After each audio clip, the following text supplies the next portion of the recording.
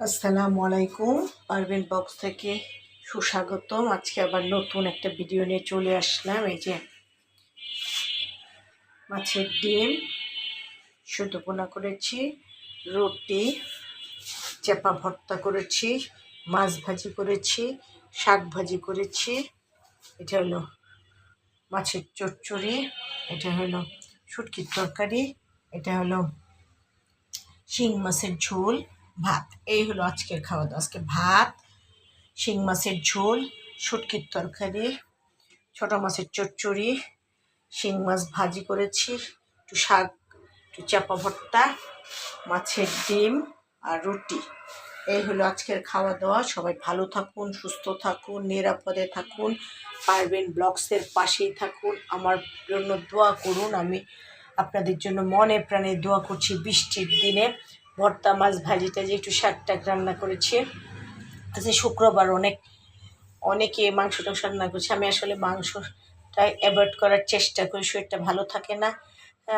তাই মুরগি, গরু, খাসি এগুলো খাওয়ার একটু চেষ্টা কম করি। তাই মাছ টাছ, ভর্তা টর্তা, শাকসবজি এগুলো একটু বেশি খাই। যে ভাত, শিং মাছের ঝোল, শুটকি, পাঁচমিশালি সবজি দিয়ে শুটকি, ছোটো মাছের চচ্চড়ি, শিং মাছের ভাজি, পাট শাক ভাজি, চেপা, আমাদের দেশের চেপা বলে, চেপা ভর্তা, রুটি আর মাছের ডিম। আজকাল সব মাছের সাথে ডিম হচ্ছে, প্রতিদিনই ডিম হচ্ছে। আলু দিয়ে করছি, বেগুন দিয়ে করছি, আজকে শুধু পেঁয়াজ দিয়ে ভেজেছি।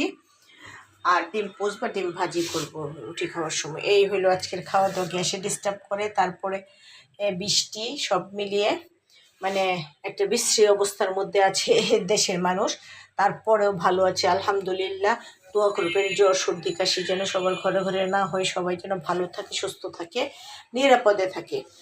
আমার জন্য দোয়া করবেন। পারভিন বক্সের পাশেই থাকেন, আমার স্বপ্ন পূরণের সহায়ক আপনারা। আপনাদের ভালোবাসাতেই আমি এত দূরে এসেছি।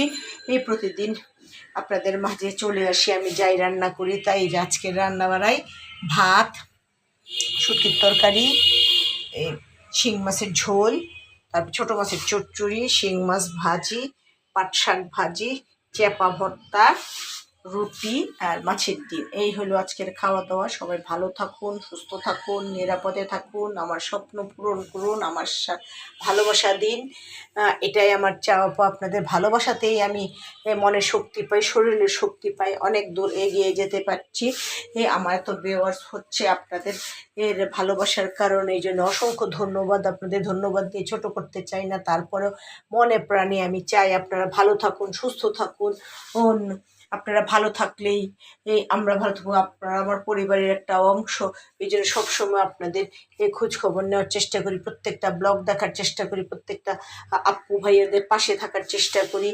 যতক্ষণ কাজ করি, কাজ করার পর যতটুকু সময় পাই ততটুকুই আমি দেখার চেষ্টা করি এবং ওনাদের পাশে থাকি, ওনাদের জন্য মনে প্রাণে দোয়া করি। আমার জন্য দোয়া করবেন, আমি আপনাদের জন্য দোয়া করি। আমার পাশে থাকবেন, ভালোবাসবেন, সাপোর্ট করবেন, লাইক কমেন্ট শেয়ার এবং সাবস্ক্রাইব করে দিবেন। অ্যান্ড আল্লাহ হাফেজ।